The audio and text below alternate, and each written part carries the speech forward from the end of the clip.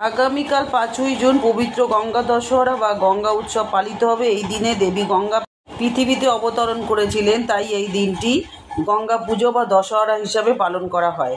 যেহেতু জ্যৈষ্ঠ মাসের শুক্ল দশমীতে এই গঙ্গা মর্তে অবতরণ করেছিলেন, তাই সেদিন গঙ্গা স্নান করলে দশবিধ পাপ হতে মুক্ত হওয়া যায় বলে বিশ্বাস করা হয়।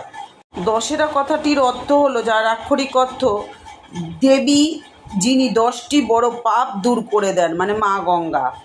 এদিন কি করতে পারেন? প্রথমত বলবো গঙ্গায় স্নান করবেন। যদি গঙ্গায় স্নান করতে না পারেন তাহলে অবশ্যই স্নানের জলে একটু গঙ্গা জল মিশিয়ে স্নান করবেন। এই দিন দান ধ্যান করতে পারেন, দুস্থদের দান করবেন, কাপড় জামা খাদ্য যা পারবেন, যেটুকু পারবেন।